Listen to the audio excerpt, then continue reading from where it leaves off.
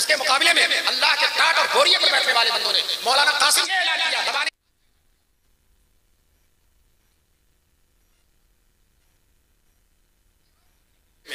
مولانا قاسم نانوتوی جو دارالعلوم دیوبند کے بانی ہیں، وہ بچپن میں انہوں نے خواب دیکھا تھا میں خانہ کعبہ کی چھت پر ہوں اور میرے جسم سے دودھ کی نہریں نکل کر ہر طرف جا رہی ہیں۔ کسی عارف کامل نے اس خواب کی تعبیر یہ بتلائی تھی کہ یہ بچہ بڑا ہو کر انشاءاللہ حضور کے دین کی ایسی خدمت کرے گا جس کا فیض دنیا کی چپتے چپتے میں جائے گا۔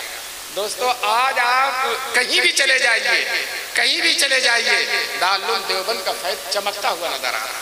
ابھی دارالعلوم دیوبند کے بہت بڑے محدث ہیں، 95 سال سے کم عمر نہیں، حضرت مولانا نعمت اللہ صاحب، اللہ تبارک تعالیٰ ان کی حیات میں برکت نصیب فرمائے۔ ان کے ساتھ میں ایک ایسے ملک میں گیا جو دنیا کا سب سے پہلا ملک، اس سے پہلے کوئی ہے ہی نہیں، جی وہیں سے دنیا شروع ہوتی ہے، سب سے پہلے سورج وہی نکلتا، دنیا میں فجر کی نماز سب سے پہلے وہی کی مسجد میں ہوتی ہے۔ اس مسجد کو بھی دیکھا، چلتے گئے گھنٹوں جہاز اڑتا رہا، جب اس جزیرے میں پہنچے ہیں تو ماشاءاللہ عربی کے مدرسے وہاں اور دورے تک کی تعلیم، کئی مدرسے دورے کے۔ ہم نے ان علماء سے پوچھا آپ لوگ کہاں سے پڑھ کر آئے ہیں؟ کہنے لگے دارالعلوم دیوبند سے پڑھ کر آئے ہیں۔ دوستو چھپے میں جو ہے پھیلا ہوا ہمارا وہم و گمان بھی جہاں نہیں جاتا، دارالعلوم کے فارغین وہاں پہنچ کر دین کی خدمت انجام دے رہے ہیں۔ چنانچہ یہ مدرسہ محرم کے مہینے میں قائم ہوتا ہے اور ایک استاد اور ایک شاگرد سے، اور شعبان آتے اسی سال چند مہینے کے اندر دورے تک کی تعلیم ہو جاتی ہے، دورے تک۔ اور طلبہ صرف دیوبند کے نہیں، سہارنپور کے نہیں، مظفر نگر کے نہیں، میرٹھ کے نہیں، سمرقند و بخارا کے طلبہ، کابل و قندھار کے طلبہ، ایران و توران کے طلبہ جوق در جوق چلے آئے۔ اس زمانے میں نہ کوئی ریڈیو، نہ کوئی ٹیلی ویژن، نہ موبائل، نہ ذرائع ابلاغ، لیکن اللہ کی رحمت کے فرشتوں نے ہر جگہ خبر کر دیا، اے علوم نبوت کے پروانوں، چلو دیوبند میں نبوت کا چراغ جل گیا، علوم نبوت کا۔ دوستو جوق جدوق طلبہ آنا شروع ہو گئے۔ دارالعلوم دیوبند کے قائم ہونے کے 6 سال دستار بندی کا جلسہ ہوا، جس میں شیخ الہند مولانا محمود حسن صاحب کی بھی پگڑی بدی تھی، اور دستار بندی کرنے والے، پگڑی باندھنے والے مولانا قاسم نانوتوی ہیں۔ انہوں نے تقریر کیا، تقریر میں حضرت نے فرمایا ابھی ہمارے مدرسے کو 6 سال ہوئے ہیں صرف، اور اللہ نے توقع سے زیادہ مقبولیت دے دی ہے۔ حضرت نے اپنی تقریر میں کہا کچھ بچے مکے میں پڑھتے تھے، مدینے میں پڑھتے تھے، جب انہیں معلوم ہوا کہ دیوبند میں مدرسہ کھل گیا تو مکے اور مدینے سے آ کر دیوبند میں انہوں نے داخلہ لے لیا، مکے اور مدینے سے آ کر دیوبند میں داخلہ لے لیا۔ دوستو جب مدرسہ بڑھتا گیا، طلبہ کی تعداد زیادہ ہوتی گئی، تو یہ طے کیا گیا کہ مدرسے کی الگ عمارت ہونی چاہیے۔ مسجد میں کب تک چلے گا؟ حضرت نانوتوی رحمت اللہ علیہ نے فرمایا مدرسہ مسجد میں چلے گا تو طلبہ آزاد ہوتے ہیں، کبھی مسجد کے لوٹے ٹوٹ جائیں گے، کبھی مسجد کی چٹائیاں پھٹ جائیں گی، ان طلبہ کا کوئی اعتبار نہیں، اس لیے مدرسہ الگ قائم کیا جائے۔ حاجی عابد حسین اس زمانے کے بزرگ تھے، انہوں نے کہا نہیں، مدرسہ مسجد کے اندر رہے گا۔ دوستو حضرت کی عابد صاحب کی نگاہیں دور بھی نہیں تھی، مولانا قاسم نانوتوی سمجھ رہے تھے کہ یہ مدرسہ مسجد کے اندر محدود نہیں رہے گا، بلکہ اس مدرسے کے اندر کئی مسجدیں ہوں، اس مدرسے کے اندر کئی مسجدیں، آج ماشاءاللہ کئی مسجدیں ہیں مدرسے کے اندر، اور وہ تنگ پڑ رہی ہیں، اور بھی مسجدیں بننے والی ہیں ایک مدرسے کے اندر۔ دوستو اللہ تعالیٰ نے اسے بہت مقبول کیا۔ اب جب یہ طے ہو گیا کہ مدرسے کی الگ سے عمارت رکھی جائے گی اور بنیاد رکھی جائے گی، تو اعلان ہو گیا فلاں دن جمعے کو مولانا قاسم نانوتوی کا واز ہوگا، اور واز کے بعد مدرسے کی بنیاد رکھی جائے گی۔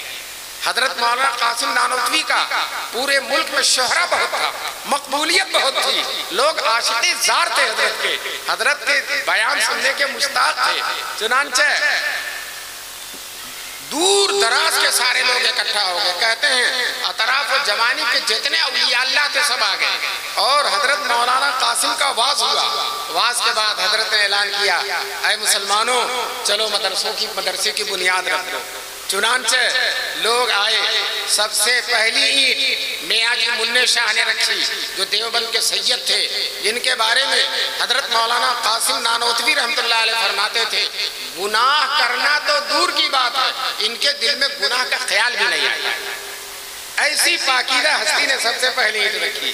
پھر دوسری اینٹ مولانا احمد علی شارح بخاری نے, ہندوستان میں سب سے پہلے بخاری چھاپنے والے, بخاری کو عام کرنے والے, بخاری کا حاشیہ لکھنے والے, شرح لکھنے والے مولانا احمد علی سہارنپوری دوسری اینٹ انہوں نے رکھی. تیسری اینٹ قطب عالم مولانا رشید احمد گنگوہی نے رکھی. اور جو اصل میرے کارواں ہیں مولانا قاسم وہ دور کھڑے ہیں, وہ اپنے کو اس لائق نہیں سمجھ رہے ہیں کہ میں بھی رکھوں بنیاد. عاجزی اور انکساری بہت زیادہ ہے, دور کھڑے ہیں. لوگوں نے کہا حضرت ایک اینٹ آپ بھی تو رکھ دیجئے. لوگوں کے شدید اصرار کے بعد چوتھی اینٹ مولانا قاسم نانوتوی نے رکھی. اور دوستو اس کے بعد ان حضرات نے اللہ سے دعا کیا بار الہا تیرے یہ ضعیف ناتواں کمزور بندے جو کچھ کر سکتے تھے انہوں نے کر دیا ہے, اب اس مدرسے کو قبول کرنا, آگے بڑھانا اور اس کو دین کا خادم بنانا اور اس سے اپنے محبوب صلی اللہ علیہ وسلم کے دین کی خدمت لینا. بار الہا یہ آپ کی قدرت ہے, آپ اسے قبول فرمائیے. دوستو اس مدرسے کو اللہ نے اتنا قبول کیا, اتنا قبول کیا, آج 150 سال کا زمانہ گزر گیا مدرسے کو قائم ہوئے, اور پورے اس 150 سال میں رات اور دن کا کوئی حصہ نہیں جاتا کہ وہاں کے فارغین دنیا کے چپے چپے میں دین کی خدمت نہ انجام دے رہے ہیں. آج یہاں رات ہے تو کہیں ملک میں دن ہوگا, آج یہاں کہیں صبح ہے تو دوسرے ملک میں شام ہوگی, اور ہر جگہ ہر ملک میں الحمدللہ تواتر کے ساتھ, تسلسل کے ساتھ, انقطاع کے بغیر الحمدللہ دارالعلوم دیوبند کے فارغین خدمت انجام دے رہے ہیں. اور یاد رکھیے مسلمانوں اسی طرح قیامت تک خدمت انجام دیتے رہیں گے, اور یہ سلسلہ انشاءاللہ ختم ہونے والا نہیں ہے. انگریز جب آ گیا ملک میں اس نے اعلان کر دیا تھا, وہ حکومت کے نشے میں بڑے غرور میں تھا, گھمنڈ میں تھا, بڑے بڑے بادشاہوں کو ختم کر دیا تھا, بڑی بڑی عمارتوں کو ختم کر دیا تھا. اس نے سوچا تھا کہ دین کو بھی ختم کر دیں گے. چنانچہ لارڈ میکالے جو انگریزوں کا وزیر تعلیم تھا اس نے اعلان کر دیا تھا ہم ایسے ہندوستانی بنائیں گے جو ذہن و دماغ کے اعتبار سے ہندوستانی ہوں گے اور صورت و شکل کے اعتبار سے انگریز ہوں گے, ہم یہاں انگریز بنا دیں گے. چنانچہ اس نے تعلیمی پالیسی لائی جیسا آج لائی جا رہی ہے. تعلیمی پالیسی یہ تھی کہ انگلینڈ سے بڑے بڑے پروفیسر منگائے جاتے تھے اور بڑے بڑے کالجوں میں ان کو ملازم رکھا جاتا تھا, اور وہ مسلم بچوں کو انگریز کی طرف اور اسلام کے خلاف ان کو مائل کرتے تھے, ارتداد کی طرف لے جاتے تھے. اکبر الہ آبادی نے اس کا نقشہ کھینچا ہے. توپ کھسکی پروفیسر آئے تو پہلے تو مسلمانوں کو توپ سے اڑانا چاہا, جب دیکھا کہ توپ سے نہیں ختم کر سکتے تو پروفیسر منگائے گئے بڑے بڑے انگلینڈ سے تاکہ وہ ہندوستانی مسلمانوں کے ذہن و دماغ کو بدل دیں. چنانچہ اکبر صاحب کہتے ہیں توپ کھسکی پروفیسر آئے, جب بسولا گیا تو رندہ ہے, جب بسولا گیا تو رندہ ہے.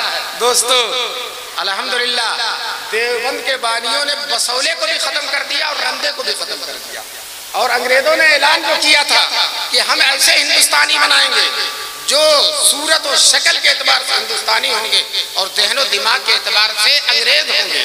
دوستو یہ تخت و تاج کا اعلان ہے, یہ بادشاہ کا اعلان ہے, یہ حکومت کا اعلان ہے, غرور و گھمنڈ کا اعلان ہے. اس کے مقابلے میں اللہ کے ٹاٹ اور بوریے پر بیٹھنے والے بندوں نے, مولانا قاسم نے, مولانا رشید احمد گنگوہی نے, حاجی امداد اللہ نے بڑی عاجزی کے ساتھ ان کے ساری کے ساتھ اللہ پر توکل کرتے ہوئے دیوبند کے مدرسے کو قائم کر کے یہ اعلان کیا دبانے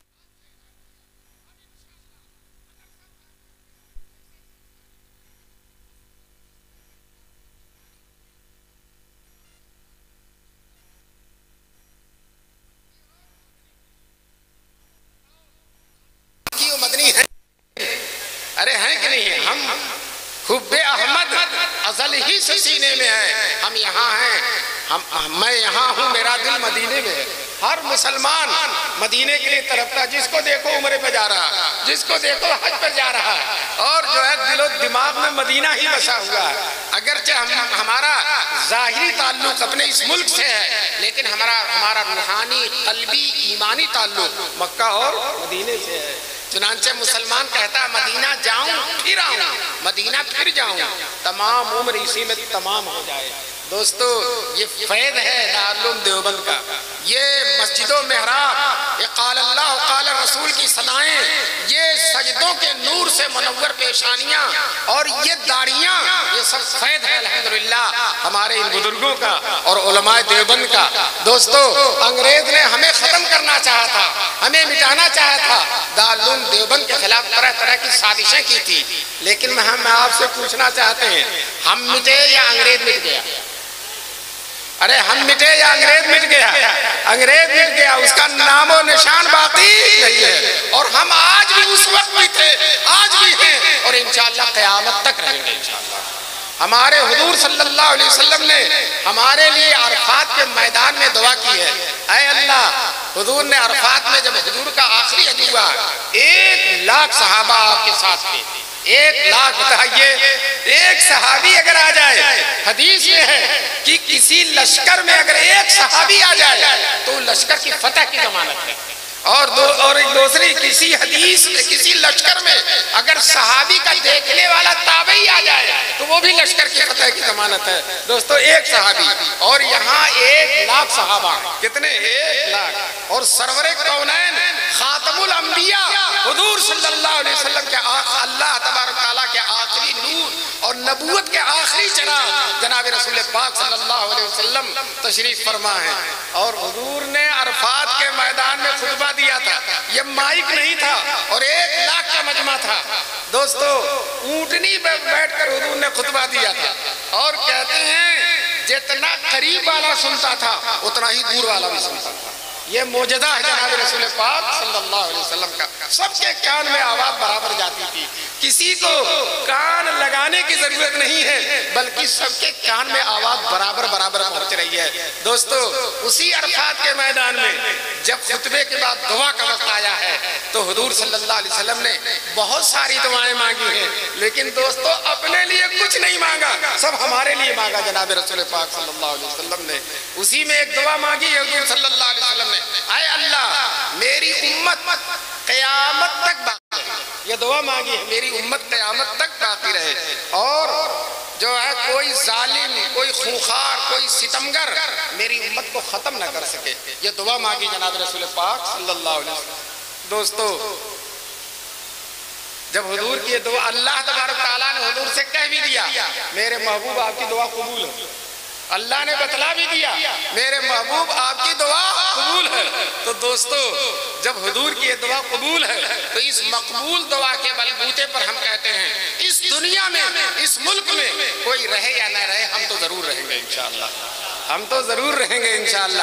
ہمارے سر پر دعائیں ہیں جناب رسول معصوم صلی اللہ علیہ وسلم کی، رسول مقبول صلی اللہ علیہ وسلم کی۔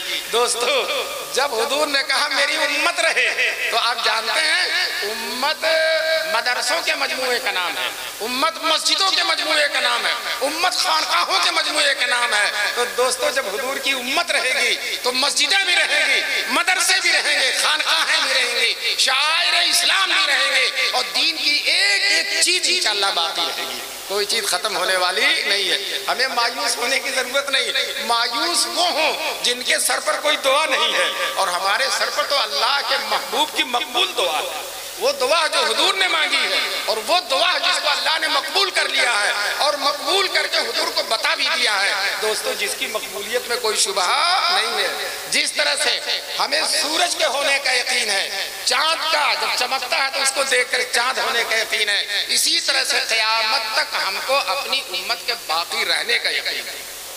جس طرح سے ہمارے حضور خاتم النبیین ہیں اور آپ کی نبوت کا سلسلہ قیامت تک باقی رہے گا، اسی طرح سے آپ کی امت خاتم الامم ہے اور یہ امت انشاءاللہ قیامت تک باقی رہے گی۔